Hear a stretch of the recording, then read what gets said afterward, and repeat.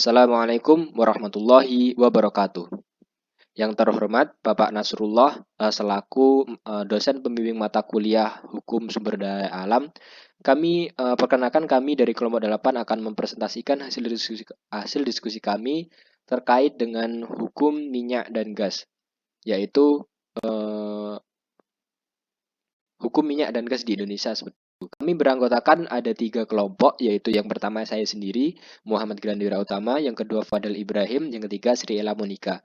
Namun mohon maaf Pak, untuk Fadel Ibrahim karena beliau ada kesalahan teknis dan juga kendala teknis di daerahnya, jadi tidak berkenan hadir dalam presentasi kali ini. Namun dalam diskusi dan juga pembentukan dan juga penulisan hasil karya ilmiah kami, Ibrahim alhamdulillah ikut serta dalam pembahasan tersebut.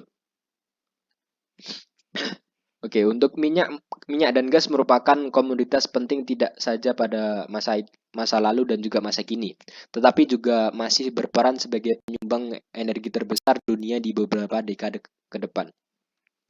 Dalam pembangunan nasional, migas mempunyai peranan penting terutama sebagai sumber energi di dalam negeri, sumber penerimaan negara, devisa, dan bahan baku industri. Dalam rencana perdagangan dan anggaran pendapatan dan belanja negara atau bisa disebut sebagai APBN, sektor migas memberikan sumbangan sangat penting dalam penerimaan rutin. Maka dari itu penyediaan dan pemanfaatan bahan bakar migas menjadi bagian yang mempunyai gerakan penting dalam perekonomian nasional, sehingga pengelolaannya pun harus secara optimal dan efisien mungkin. Dalam pembahasan kali ini kami ingin mengulas sedikit tentang penjelasan mengenai migas, dasar hukum-hukum atau hukum yang mengatur migas, hukum pertambangan Indonesia, dan aspek hukum pengaturan migas dan yang terakhir adalah penutup. Apa itu migas? Migas adalah singkatan dari minyak dan gas bumi. Merupakan sumber daya alam strategis tidak terbarukan yang dikuasai oleh negara serta merupakan komoditas vital yang menguasai hajat hidup orang banyak dan mempunyai peranan penting. Dalam landasan hukum kali ini yaitu tertuang dalam pasal 33 Undang-Undang Dasar 1945 yang menyatakan bahwasanya sumber daya alam seperti air, tanah dan minyak yang terkandung di dalamnya akan dimanfaatkan sebaik-baik mungkin untuk warga negara dan juga untuk bangsa negara Indonesia itu sendiri.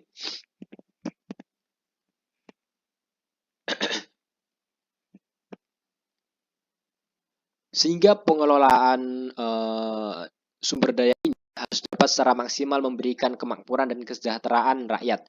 Dalam pengelolaannya melalui sebuah keindustrian pertambangan, di mana syarat hukum dan ketentuan berlaku di sana, agar eksploitasi atau pengambilan sumber daya alam ini tidak melampaui batas dan tidak mengganggu ekosistem lingkungan lainnya.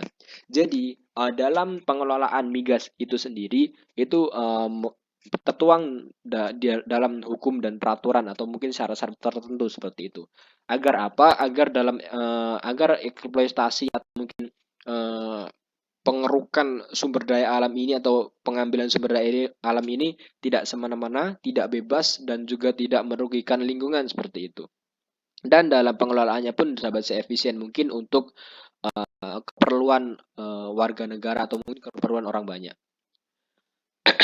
Seiring dengan perjalannya peraturan hukum migas dan dari mulai produk hukum buatan Belanda masa dulu, masa kemerdekaan, masa Orde Baru hingga perkembangan peraturan hukum setelahnya atau sekarang.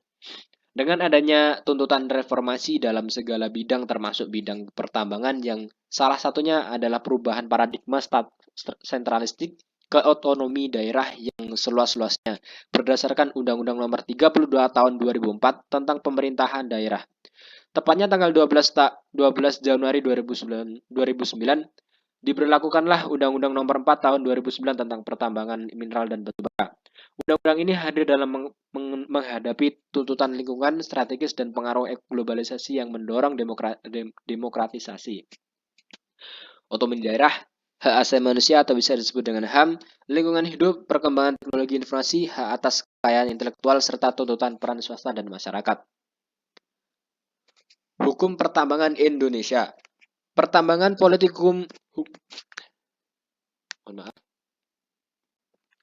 Perkembangan politik hukum minyak dan gas bumi di Indonesia berdasarkan pada pengembangan atau penyempurnaan produk-produk hukum minyak dan gas bumi yang telah ada atau bisa disebut dengan ius constitutum, ataupun produk hukum konstitusi dan produk-produk hukum kebiasaan yang berkembang di masyarakat dalam rangka menggapai cita-cita sesuai dengan amanat Undang-Undang Dasar 1945.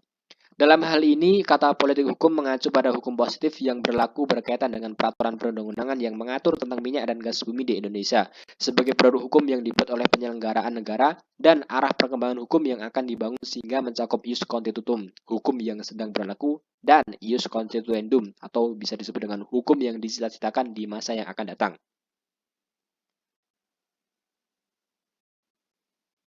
Produk dan menikmati hasilnya. Yang ketiga, sesuai dengan prinsip pasal 33 ayat 4 Undang-Undang Dasar 1945. 4. Para negara harus dijamin sebagaimana diamankan pasal 33 ayat 1 dan ayat 3 Undang-Undang 1945, terutama dalam hal perencanaan ekonomi nasional. Yang kelima, BUMN sebagai salah satu soko guru dan ekonomi menguasai cabang-cabang produksi yang penting dan yang menguasai hajat hidup orang banyak.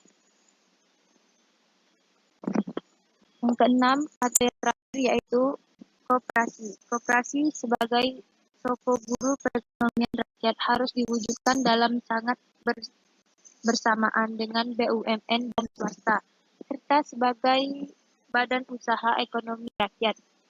Ketujuh, perekonomian nasional haruslah merupakan perwujudan dari kemitraan yang sejajar antara koperasi, BUMN, dan swasta.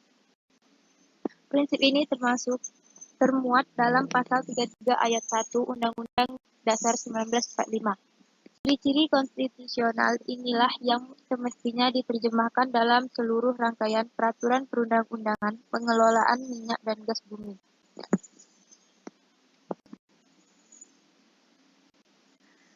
Sebesar-besarnya kemakmuran rakyat merupakan tujuan dari setiap pengelolaan dan penggunaan sumber daya alam nasional.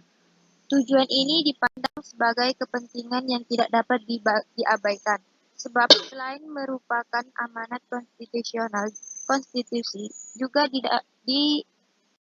didambakan oleh setiap warga negara dan menjadi tanggung jawab negara sebagai konsekuensi dan hak menguasai negara itu sendiri.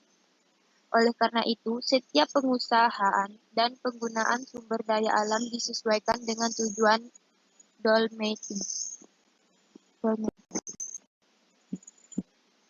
Hak menguasai oleh negara atas bumi, air, dan kekayaan alam yang terkandung di dalamnya yaitu pasal 33 Undang-Undang Dasar 1945.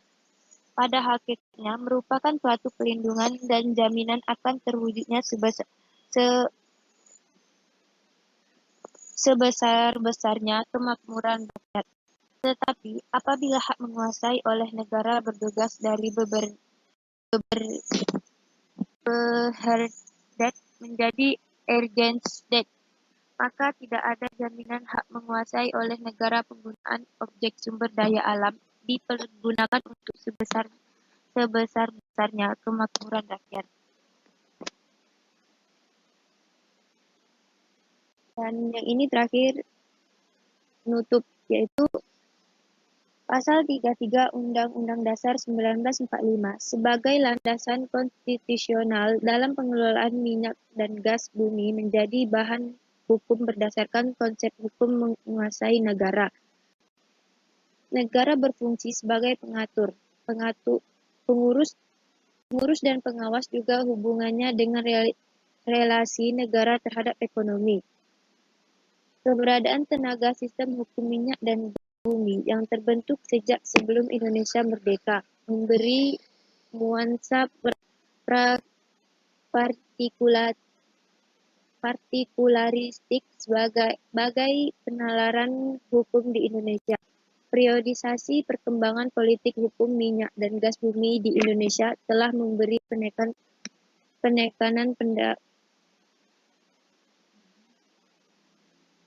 penekanan pendekatan yang berbeda.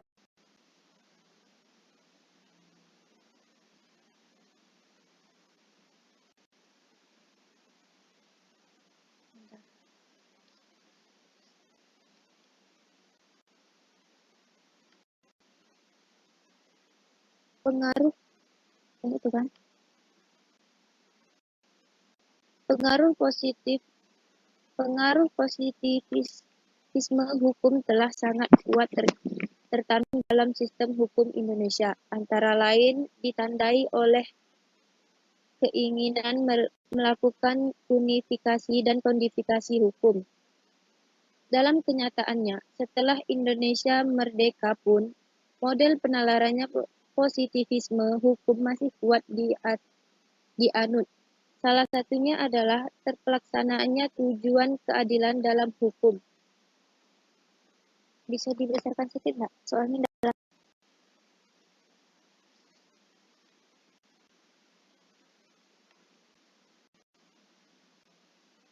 Oke. Hukum hanya dimaknai sebagai norma positif dalam sistem perundang-undangan. Hal ini direpresentasikan dalam pasal-pasal yang tertuang di peraturan perundang-undangan yang mengatur tentang pengelolaan minyak dan gas bumi. Berdasarkan dalam landasan filosofis, membentuk peraturan perundang-undangan dalam pengelolaan minyak dan gas bumi berpangkal pada ideologi apa yang digunakan negara dalam pengelolaan ekonomi. Ideologi yang digunakan menjadi landasan utama pengelolaan minyak dan gas bumi untuk mencapai kesejahteraan rakyat. Kesimpulannya yaitu negara perlu ikut campur dalam kegiatan-kegiatan ekonomi.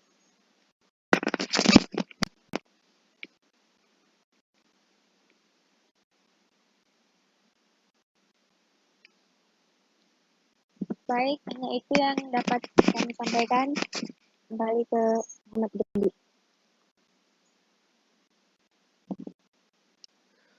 Terima kasih kepada Saudara Dela Monica yang telah membantu dalam presentasi kali ini. Mungkin dalam pembahasannya mungkin belum begitu maksimal. Nantinya bisa kami upload juga terkait dengan makalah yang lebih spesifik dalam pembahasan-pembahasan tadi. Mohon maaf jika dalam presentasi kali ini banyak kesalahan teknis ataupun kekurangan kami dalam menyampaikan. Kami mohon maaf. Mungkin dari saya ditutup. Billahi fistabil haq fastabiqul khairat. Nun wal qalami wa ma yasturun. Wassalamualaikum warahmatullahi wabarakatuh.